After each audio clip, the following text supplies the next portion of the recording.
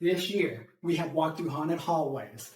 We have broken every physics engine imaginable and survived night shifts that absolutely no human should ever endure. We tested the most ambitious demos of 2025 with over 40 early builds under our belt. Some already released, others still in development.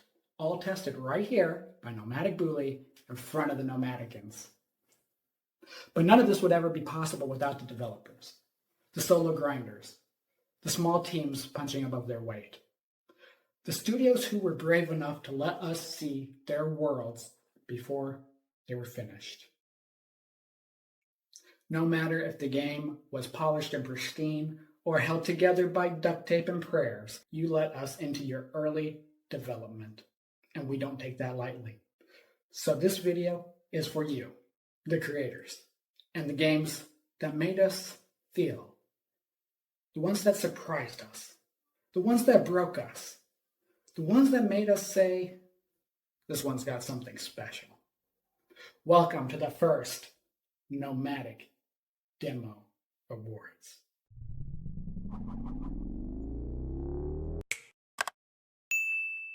So this is the Nomadic Demo Awards, and let's put this clear what it is. I don't have any actual physical awards I am able to send the developers yet, although they absolutely deserve it for the games they've made this year. Now, if you've been watching the Nomadic Demo reviews, at least what we're going to call our first season of 2025, which happened from January till now, then you know that the Nomadic Demo Reviews covers new games that are coming out, and we test them before they're fully released here on the channel, usually live streamed. Now, we usually cover those games in ways that are through audio, through visuals, through gameplay, and originality, and that's what we scale them on. And then we give them an overall total based on that. Now, we could go here and go through the top 10 highest scoring ones, but that's not what we're going to do. This is about the games that had something very special in them, and we want to acknowledge those right now. Let's get into our first entry of the Nomadic Demo Awards. All right, we're kicking things off with a genre that absolutely dominated the demo lineup this year.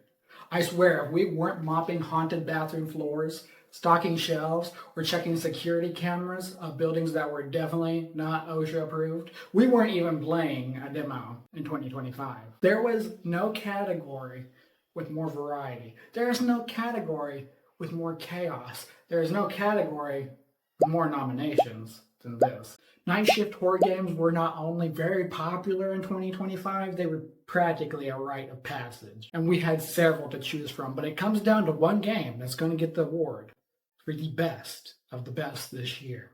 And out of all these games, I have to award Terror Gas Station Case for this nomination of the best Nightshift horror game. This game takes place as an episodic horror series, and I think this could be the series to rival Fears of Fathom and maybe the best upcoming indie horror series there is. Each episode that they have lined up is projected to be an hour and a half to 2 hours long, and the demo we played, which was only roughly 30 minutes, was the one demo that absolutely left me begging for more. I was stunned by the ending. I absolutely enjoyed the audio and the graphics. It was like the VHS format, but not overdone. It was done just right for me. And it had great gameplay. The story was something that kept me absolutely wanting more, and it's supposedly coming out on a projection of Q1 in 2026. I am absolutely stoked to get my hands on this. Who knows what other episodes will be next? The fact that it kept me waiting, and I am still thinking about it to this day, is what gave it the best Nightshift horror game of 2025 for the demos that we played. Okay, now we're going to step away from the night shifts and we're going to talk about something a little bit more technical. When you break it down, physics can really be one of the hardest things to implement in game design because it's invisible until it fails, but when you get it right, it's pretty unforgettable. And out of every demo we played this year, there's one team that made a game that really stood out above the rest when it comes to this category. They described themselves as being capable of showing physics at its absolute best and its absolute worst, and man, did they nail that description. And that's why we could not help but to give the award for the best physics in a demo this year to Table Tactics. The team that made this game did an incredible job doing exactly what they promised, showing Physics at their best and their worst. Basically, you take your role overlooking a tabletop style game, but digitalized. Now here we're given the options of using arrows and marbles, and the goal is to knock down as many figurines as you possibly can. An invading horde is coming onto a map, and you are trying to prevent in a defensive situation. You use coins to build your army as you go and try to knock them down, and the physics are what make the game. Currently in the demo, there is only one real map available, and you only get one faction, and you only play against one faction. But the promise is that there'll be multiple factions with multiple maps. I've got to say, it's incredibly fun. This is one of the demos I have played off stream multiple times. I just cannot get enough of being able to blast away these enemies and seeing how they will land or how they'll flip, and the marble cannons really bring me back in. I just love seeing the physics of the game. And the one complaint I had about this game when we finished the demo on the review was simply that there's just not enough maps and not enough factions. I want more. I really want more. And with it still to be announced on the release date, I can promise you I'm still saving my pennies for when it releases in 2026. And if you like tabletop games, if you like physics-based games, you're not going to want to miss Table Tactics. And now that we have physics ragdolling themselves out of the way, let's talk about something that absolutely did not follow the laws of reality, or logic, or even their store description page. Some of you know where this is going. Some demos will tell you exactly what they are, and others will lie directly to your face. Now, all the demos we played started out pretty normal, but some of them took a hard swerve that made me question how I ever got here. But honestly, those were some of my favorite moments. No warnings, no preparation, just beautiful nonsense that somehow works. And this category is for the demo that blindsided me the hardest.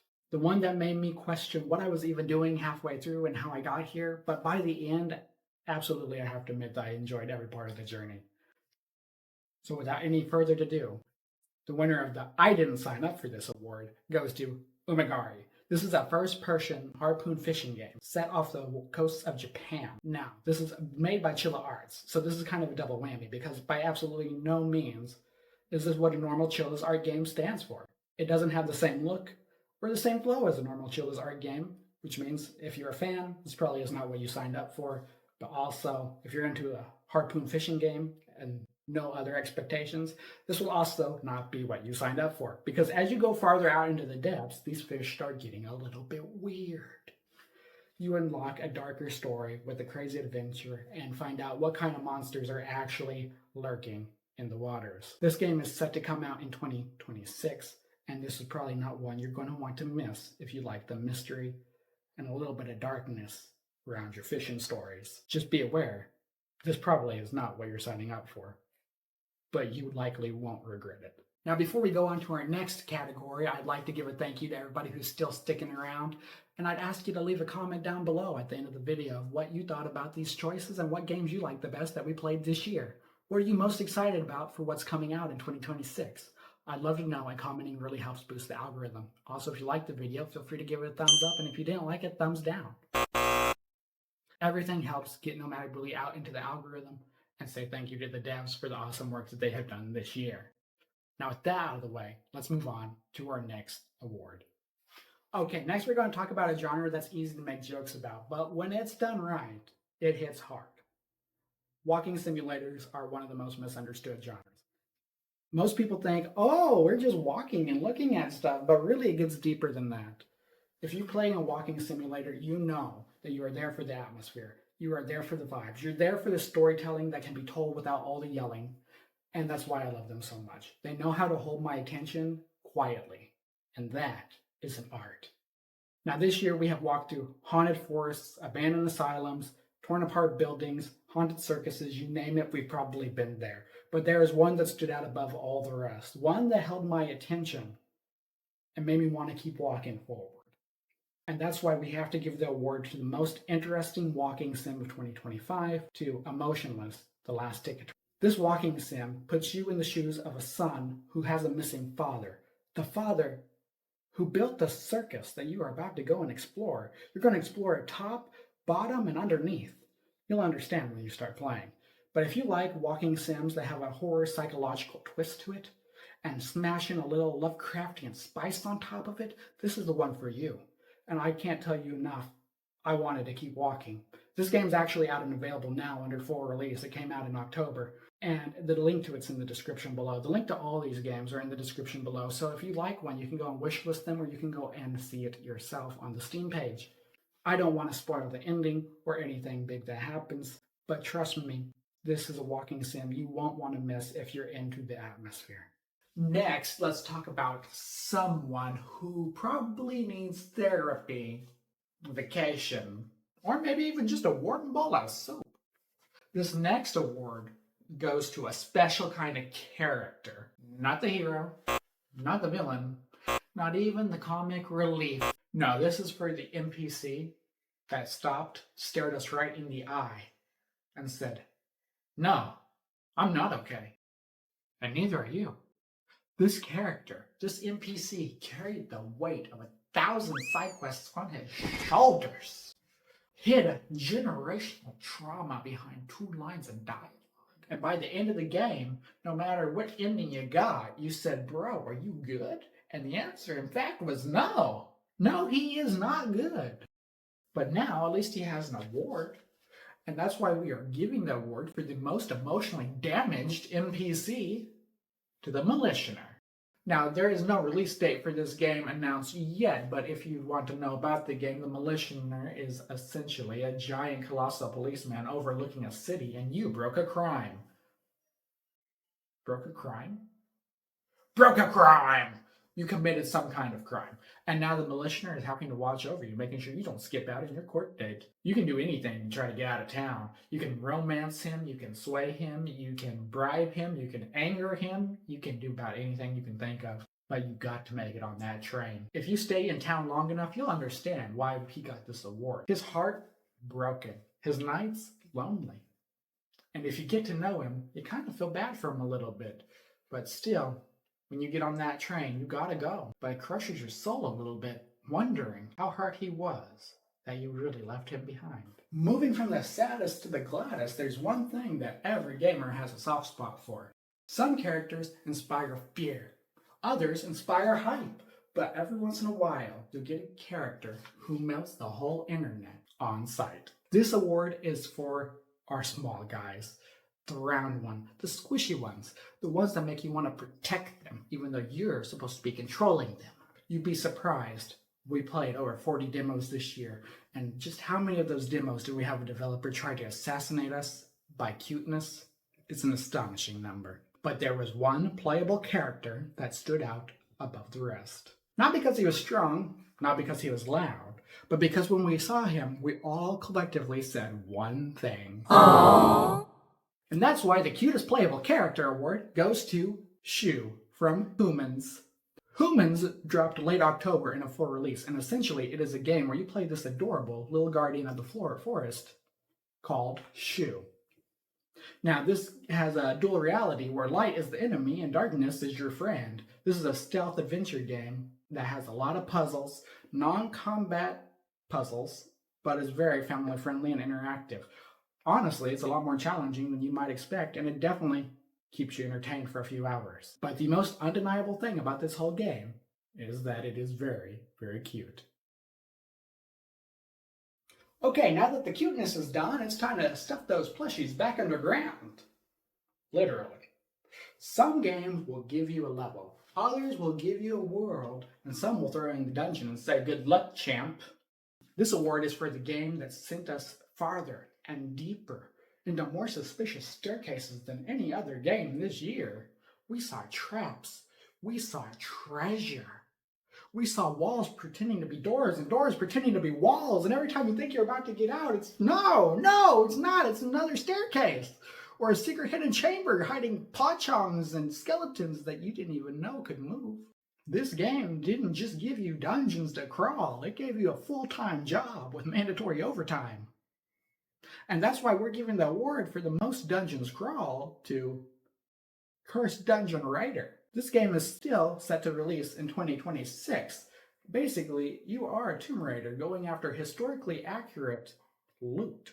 Now, this game so far has 2 maps, one based on Nordic lore and one based on Transylvanian lore. If you want to go to the Nordic dungeon, You get to go for actual Nordic artifacts to bring back to the Museum of England. And each location has its own mythically accurate monsters and loot based upon the lore to the local areas. Honestly, the maps are huge and the dungeons are so randomly spawned that you can play this game 100 times in the same location and never have the exact same setup twice. And if you do, you've already played it so many times, you're not going to recognize it. Never. This game will have you digging for hours to fill that museum with loot, and they don't even have the full map out yet. There's going to be more locations in 2026. This is one to definitely watch out for if you are a loot goblin or a monster hunter yourself, because those dungeons run deep. After crawling through all those dungeons, it's time for us to bring our head back above ground and look at something little grander. Now, visuals are not everything in a game, but when a game nails it, you feel it instantly. Art direction, lighting, composition, real craft shows. We played a large variety of genres this year. Some were cozy, some were chaotic. A lot of the games stood out in their own subtle way, but only one stood out visually. From the exact second that first frame hit our screen. And trust me, it wasn't just style, it was identity. This is the only game that has ever got a perfect 10 out of 10 on the visual category for the Nomadic demo reviews. And that's why we're giving the most visually impressive game the dead format. This game recently just came out, not long before this video, here in December 2025, on full release.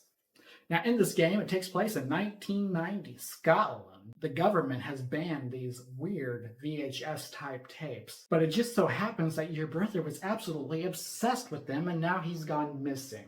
Why are these tapes banned? Well, because they take you into the action, and we're not talking about just VR. They pull you in. You'll go through each individual tape, literally entering their world. Each world feels entirely different. The graphics, the scenery, the atmosphere, everything changes per tape. And you're going to go and travel on this wild Easter egg hunt to try to find your brother, see what happened to him.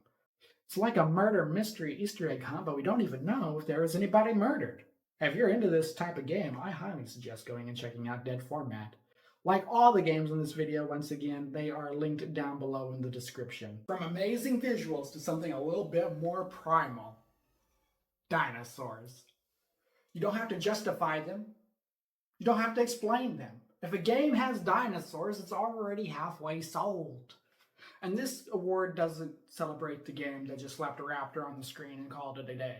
This is for the one that really had a drastic punch to it. Now, really, there is two games that was really hard to choose from. Honestly, this was probably the hardest for me to pick as what game is going to be the best game for the best dinosaurs. And this year, there's been a lot, but only two stood out as really triumphant amongst the rest. One's already released, one's still to come. But at the end of the day, I had to give the best Dino demo game of 2025 to Claude. This is an over-the-shoulder third-person shooter type of game. In Claude, you're basically going to go on a covert operation at a theme park that got closed down called Prehistoria. This is basically not Jurassic Park, because we cannot say Jurassic Park to describe this game, but it's very much based off that theme. You're going to be traveling as an agent, trying to get all the information you can to figure out what exactly happened here before other people know you're here. Now, you're going to be underground, in the water, in the sky, everywhere you can think of, you're going to be exploring. Now, the demo took us through the first full in-game day, and it's absolutely crazy to imagine that the sky changes as you progress, even though this is a very straightforward explore. Honestly, it was amazing. And the other game that was open for debate arguably had more stuff you could do, but Claude was just overall more niched in and polished. Not to mention the feelings that Claude gave you when you were actually under the water with the megalodons was absolutely terrifying. It was definitely a lot more fear-inducing for a horror game with a dinosaur theme. And if you're into dinos, again, this will be releasing in Q1 of 2026, and I hope you check it out. Now, before we get into our very last, but most certainly not our least, award to offer for the night, here's a word from our sponsors. No, I'm just kidding. There was no words that our sponsors had to throw in tonight. We did have some earlier in the year, especially for our merch, which is linked down below. But if you want to be a sponsor, or you have a game that you're needing play tested and you want it done professionally for a good review, contact Nomadic Bule. Reach out to us. We'll be honest, and we will showcase it.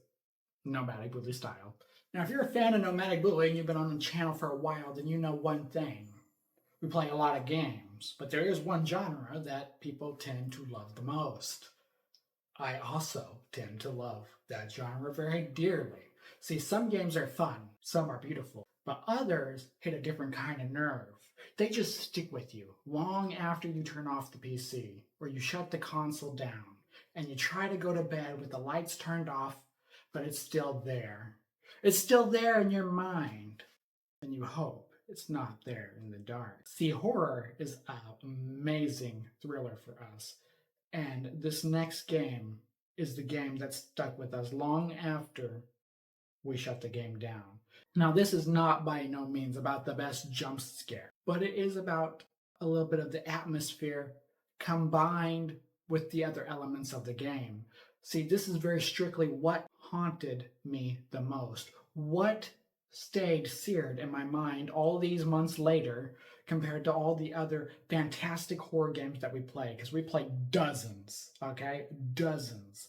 Probably the most played on the channel was some kind of horror game. But seared in my mind, and the winner of the award that celebrates the game that still haunts me, goes to Coincidences. Now, in this game, you play as a man who got kicked out of his last house. It was too expensive. So you found this place in the middle of nowhere, deep in the woods. Very nice, almost luxurious place, I'd say. And the rent is hella cheap. Almost too cheap. And the best part is there's a job right down the street. Now, this game doubles down, because not only is your house haunted, your job's haunted, which means essentially you're haunted. There was monsters and small scares here that really stuck with me. There's even pretty innocent jump scares that stayed with me. And this demo was short, I'm not gonna lie. It was very, very short. I don't think we could have made it stretch 30 minutes, but it stayed with me. And if you played it, I'm sure it's gonna stay with you too. This game releases on January 5th.